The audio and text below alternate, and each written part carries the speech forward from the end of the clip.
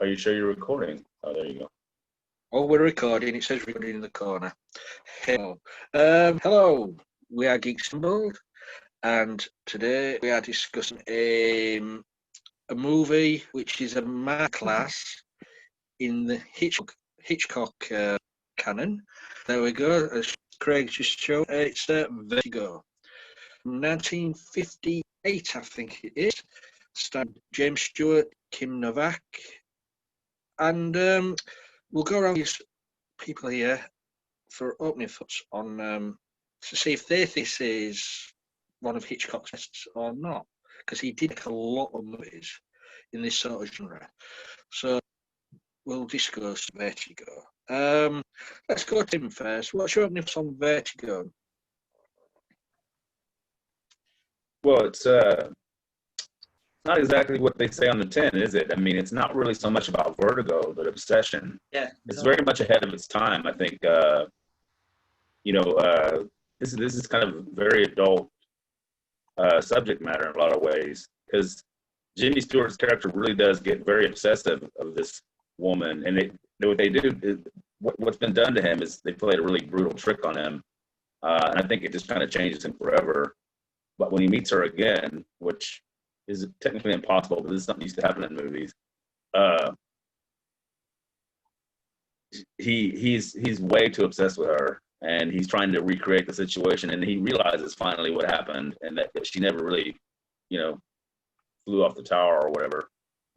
And ironically, the movie ends, unfortunately, with a situation that could have been prevented. I mean, his obsession drove him to take her there again. I'm guessing he was trying to get over his vertigo, but I mean, it's ended up just ruining his life, really. I guess. I mean, I'd hate to see him after this movie because it ends kind of suddenly there with that scene. But yeah, it's a brilliantly directed film, and it's beautiful, cinematography with all these wonderful locations in California. It's a very iconic film too, and you've got some interesting special effects with some animations, which are really intriguing. But I think the movie is a lot more than the trailer would have you believe.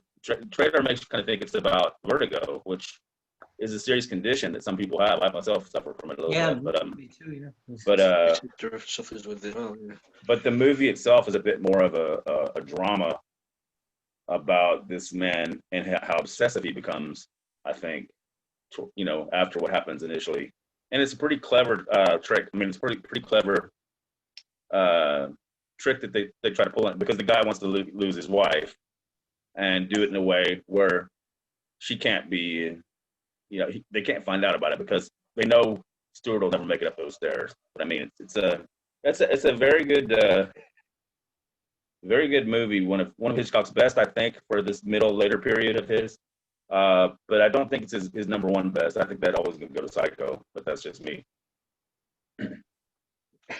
Thanks, Tim. Susan, over to you. Yeah, this was really representing San Francisco quite well. San Francisco and Northern California. It was beautiful. I used to live there, and I love those sequoias and redwoods. And they are older than dirt. They're just the coolest old things in the world, and the combination that Kim Novak plays of Madeline / Judy was great, and I loved how she played it so slow and reticent in becoming Madeline once again. That was really an amazing bit of acting on her part, and the difference in voices that she used, and the difference in mannerisms. She made some awesome decisions, and it was really well directed, and I love the bits where she is. I love the bits where she is, sitting in James Stewart's arms. And I mean, he's a he's a sort of a tough guy and just kind of like a straight arrow, and to have him sort of melt into this you know romantic lead was it was interesting. It was a I mean, yeah, he's a bit sweet and romantic in the It's a Wonderful Life, but this one he is and without Bacall, it's just interesting how he turns into this. And I loved the travels around the city, like following her. I thought that that storyline that they were making was incredibly intricate and beautiful. It was a great location movie, wasn't it? Yeah, yeah, it really was. I mean, it was terrific, and yeah, her story of her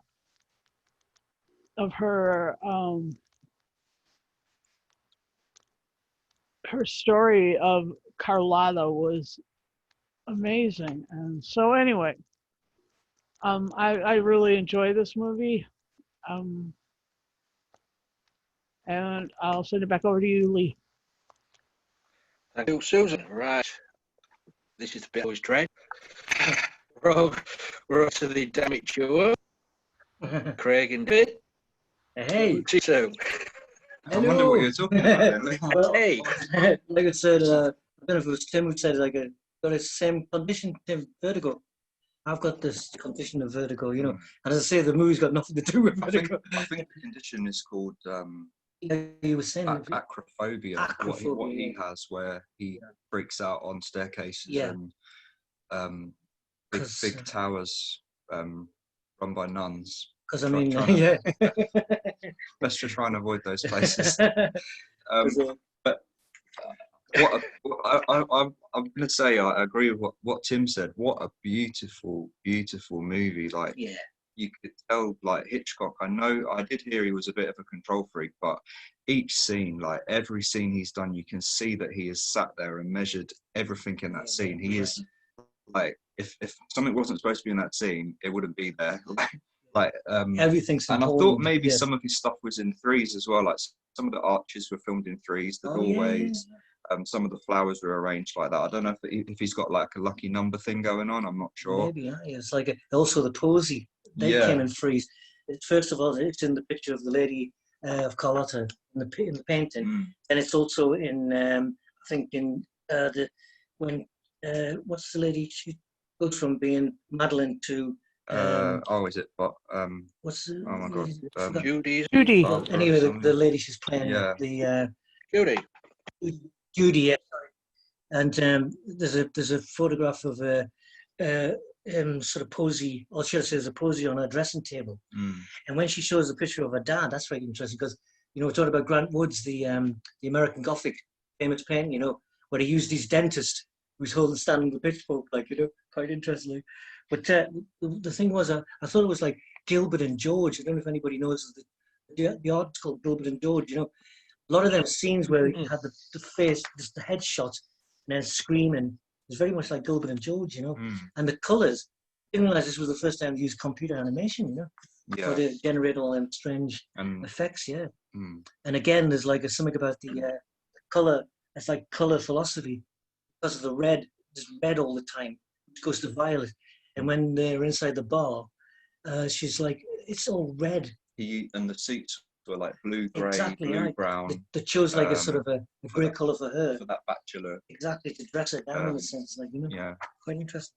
But I like that.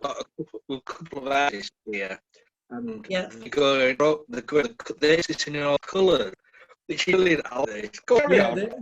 But what a dark film for its time as well. I mean, this is a guy who is basically in love with a dead person. Well, a ghost, basically. But is he dead? That's the thing. Or they both did, and they're and trying then to resolve and then something. he's forcing someone.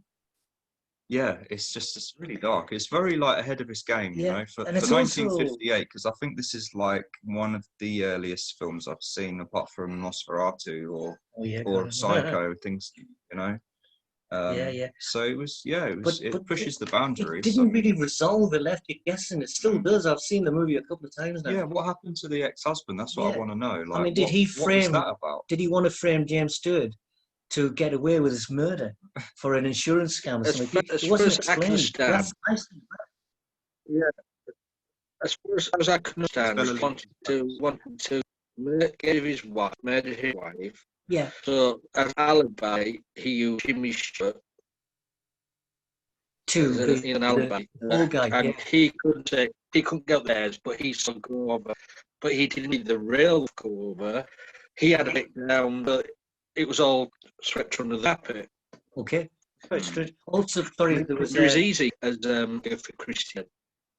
His girlfriend, the lady with the glasses at the beginning, she had a bra hanging on the back of the easel. I don't know if you remember this, but I was just saying, it's actually the Jane Russell bra that was invented by Howard Hughes, the crazy sort of person, you know. He actually sort of had this one where it give like uplift to sort of women, you know, and there it is hanging on the back of the sort of counter. I said to you, that reminds me of Howard Hughes. I don't know why it stuck in my mind, you know. And he got out. I see he got out of the mental institute quite quick as well for that time. It was a bit strange. They didn't give him any electric shock treatment or keep him in against his will for the rest of his life or anything like that. Just like, the weekend's over, you can go now. Did you want shock treatment, Craig? Yeah, Mozart does work. He's one of the greatest composers in the world, you know.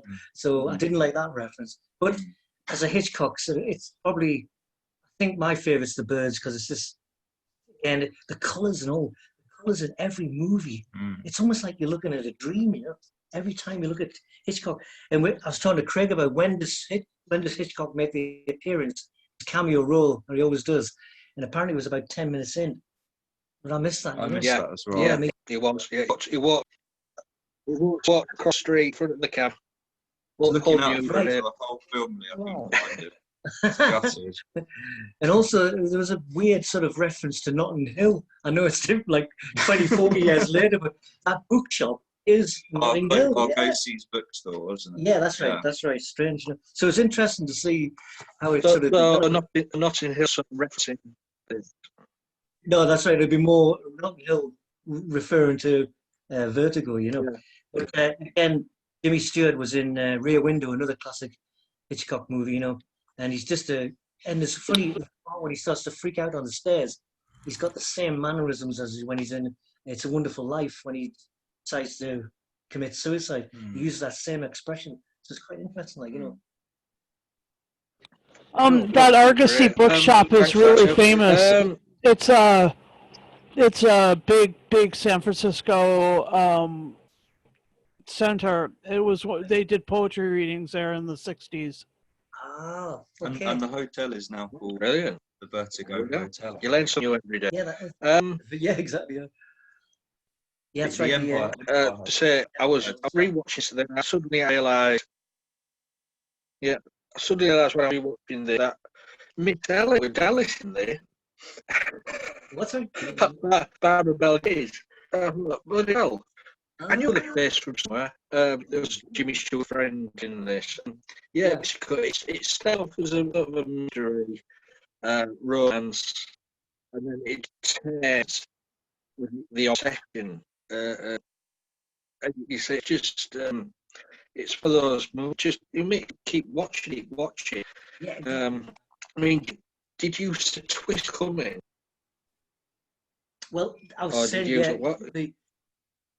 we kind of missed it. We had it. I thought there was something coming. Yeah. Like something didn't add up. Like, so I was thinking there's got to be a twist because it's a Hitchcock. It's exactly, you know, yeah. But I wasn't expecting the twist to be like that it was. And but that's Susan. When it sort of flips and it's been his whole obsession with Madeline. with Madeline. And you could see he's gone fair, sort of say with his relation. And it's quite scary that he wants Julie or Madeline to rest the way, do the hair that way, makeup way. It's quite it's been dark. Also, the end, as I said, ending, sort of a cliffhanger. Does it step away or does it go? Well, it's the first Hitchcock film.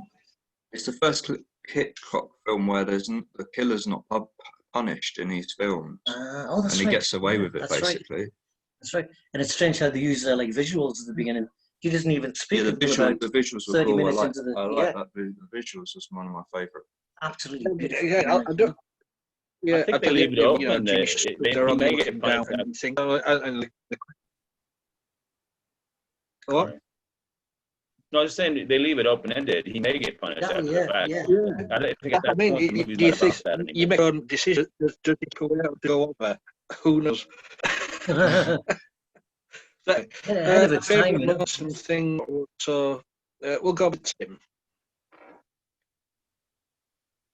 Oh, wow. I'm sorry, you're breaking up quite a bit, but Jimmy Stewart is amazing in this because he usually plays your Mr. Nice Guy kind of, Christmas movie kind of thing. Even in Rear Window, he's basically stuck to a chair the whole time, but he witnesses something, and so that's what the whole movie's about. But I mean, in this, he really does become kind of twisted towards after the initial death. I mean, after what he thinks he's seen happens, he does become quite a dark figure. I mean, what he puts that poor woman through, even though she's guilty of tricking him, she didn't really deserve that. I mean, the way he, and he's trying. In other words, he's trying to get back that image he had in his mind of what she should be, and he doesn't even give the real girl much of a chance. Because in other words, you don't fall in love with someone's image; you fall in love with a person. So he kind of becomes a dark figure. I think that's one of the best things. That's one of the things that's kind of makes it feel kind of adult too, because it's not a movie with a pretty ending. It's a pretty movie, it has been discussed. It's a brilliant film movie, great scenery everywhere, but it's got some pretty deep, dark emotions on display here, and I think that's what they pulled off pretty well. It's a bit of a downer too. I mean, can you imagine watching this in the theater and just leaving? Wow, I'm a bit down now. It doesn't have much of a happy ending to it. True, that is true. It's a bit kind of sexist, kind of really bad, isn't it? Yeah. So my impression of the punishment was different. I didn't think it was a movie about murder, in as much as it was a movie about adultery, because his first thing was he was in love with his. He thought, with all of his heart and all of his mind, he thought that he was in love with Elgin's, is that his name, Elgin or Elson? His wife. And so he was captivated by her. I mean, he was completely drawn in. He was unable to, I mean, even though he had a really amazing girlfriend, the best girlfriend. His girlfriend even tried to pose as Carlotta in order to grab him, and then she realized that when he backed off and he was like, whoa, that she had really lost him, and she was like chiding herself over and over, but for no good reason, because it was the adultery that had gotten him. He was in love with his good friend, his wife, and he was trying, through this investigation, his Madeline had become his paramour, and she had played him. I mean, that was the whole deal, was that she was playing him a fool, but for also for you know, her. I mean, there must have been some degree of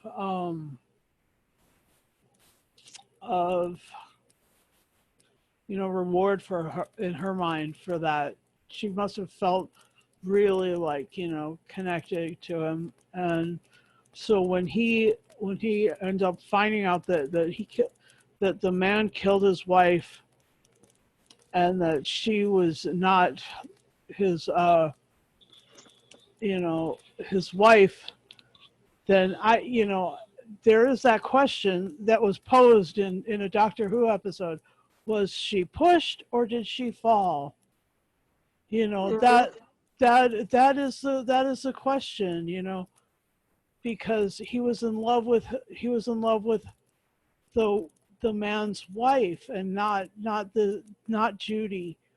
I mean, that whole manipulation and stalking Judy was in order to regain the wife. And you know, so there was that was the punishment. And I don't think it was about the murders. The murders were secondary and you know, supporting the whole plot, but they weren't the actual thing. And that's the thing, is that he had climbed to such heights of love that he'd pushed this other woman away, and he'd so caught up in this story that when he was like in this moment, he fell so far. And that's what caused, you know, that's the vertigo in my humble opinion. This isn't something that has been parsed out, I don't think, but you know, but of course it probably has, because I'm not the first person to think these things, obviously. And then one more interesting thing is that in the 60s and 50s, they created a toy that would make these images that they made, all the titles with. And you'd take a pencil or a pen and what does it call, and a gear system. What did you say? Was it the spirograph? Sorry, spirograph. Spirograms, yes. Yeah, Susan. Yeah, that's right. And there were gears that would roll around each other and create these images. And I was just so amazed that they used those images as the opening credits. And I was like, you know, there were so many things, so many little beautiful like points that were brought. You know, you could get captive. It's easy to get caught up in this story. I mean, it's lovely and it's so romantic. And it's dark romance. Dark romance. Yeah. Okay.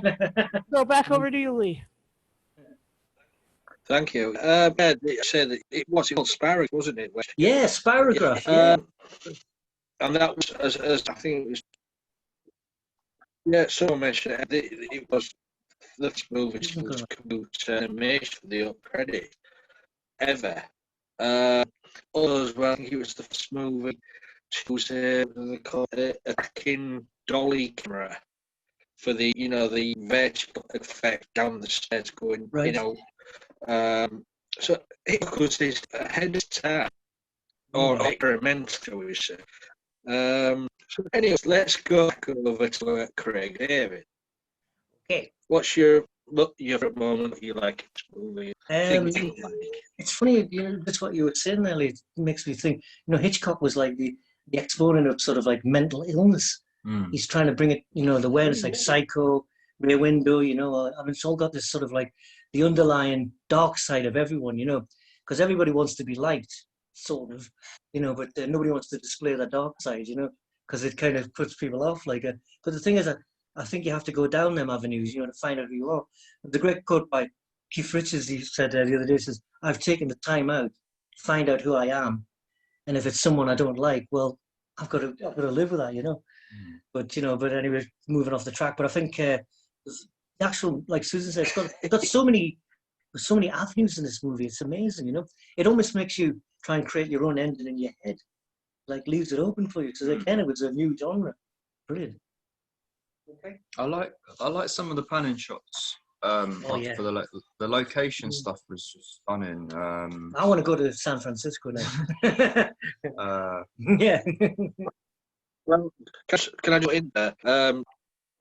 Tim posted a video of locations of this movie then when it was filmed. So upstairs in the, and I tell you, beautiful, beautiful places, but it's actually changed. It's hard changed. And So if you ever, I'll never get. If you ever to San Francisco, check them out. The locations. Yeah, but you know that tower was fake on that building. That tower was fake. They didn't. It was because I was there.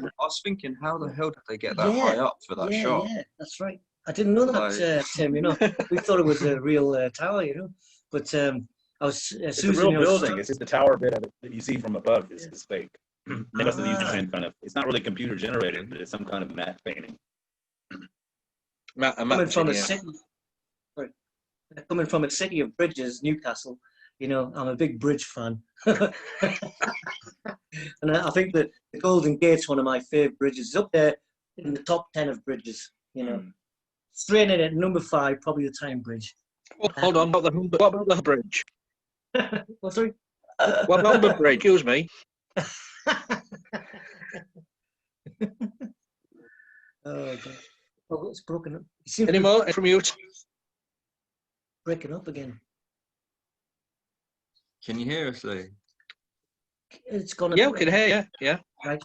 It keeps breaking up. What's one of your favourite moments? One of my favourite moments, I think for me, it's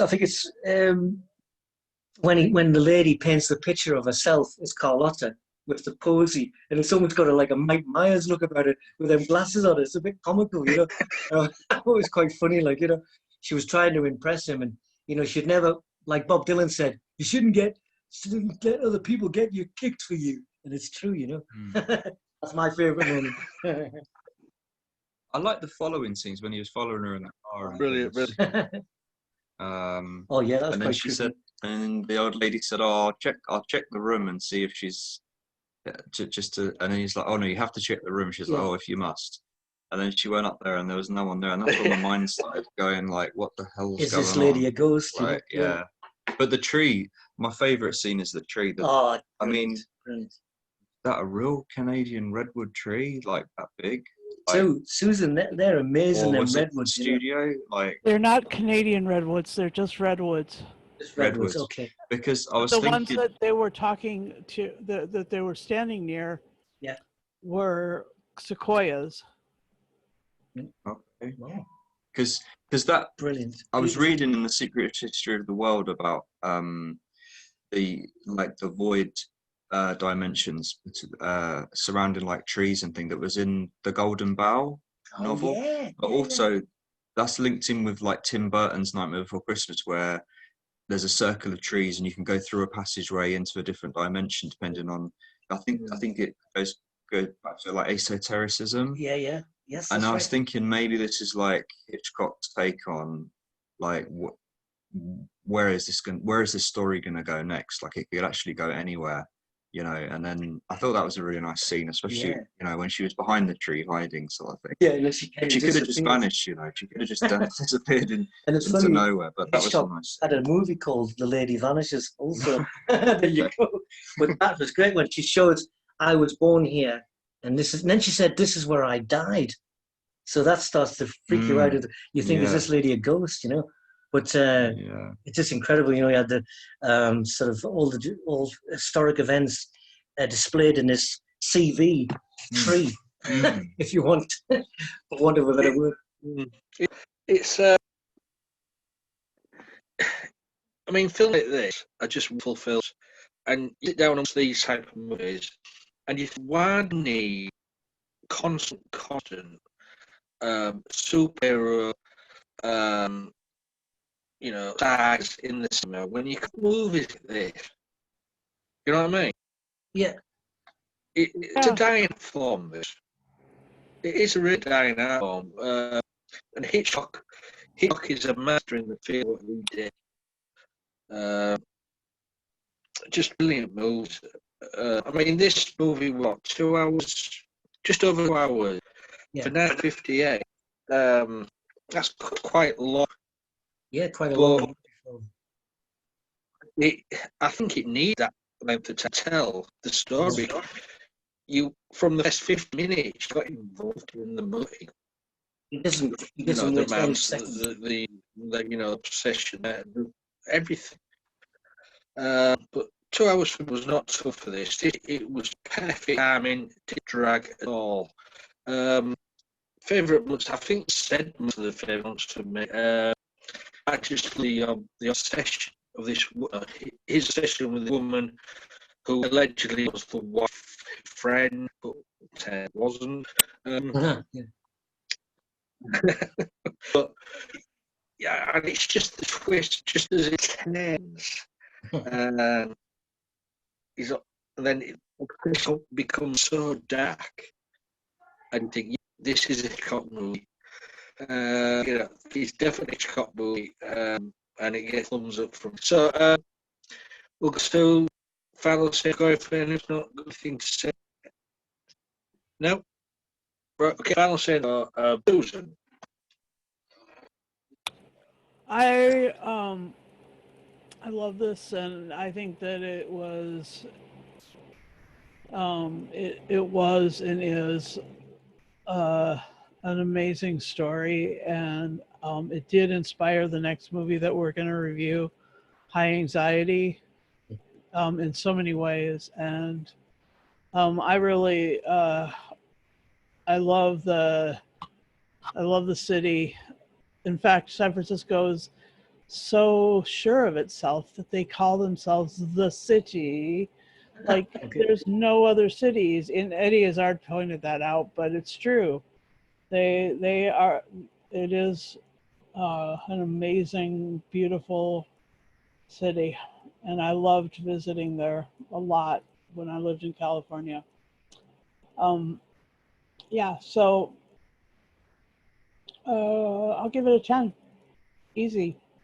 10, 10 paintings of Carlotta and necklaces out of 10. Okay, go to Tim. Over to you. Well, I point out it's a very influential movie.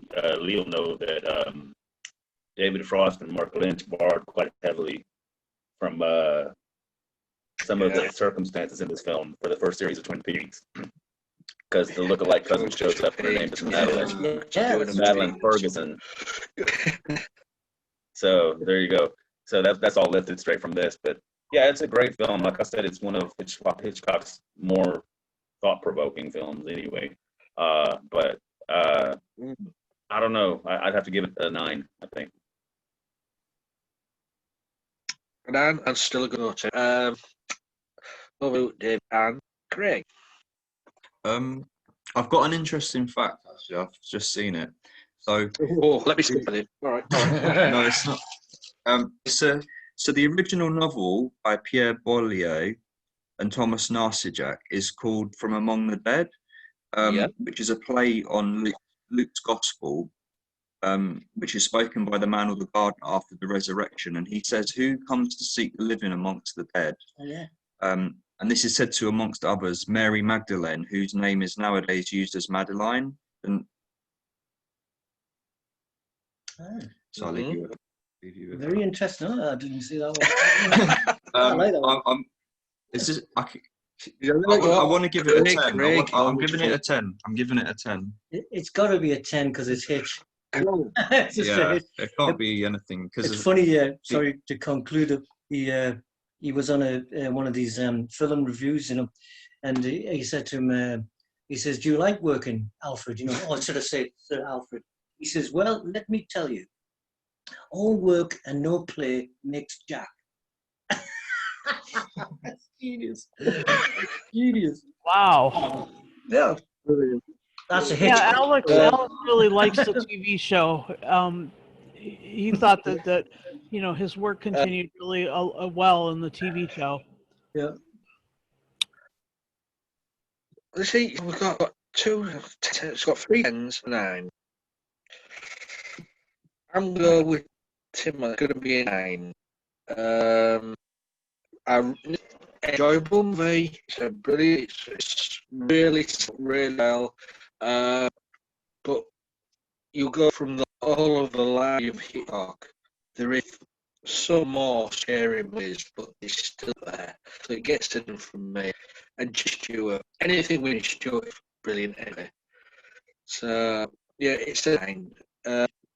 So guys, thanks for talking there. I really do like it with your class, and this is sick.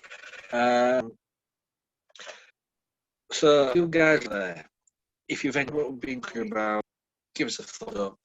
Leave a comment. If you want to involved, please message us. We're all of us.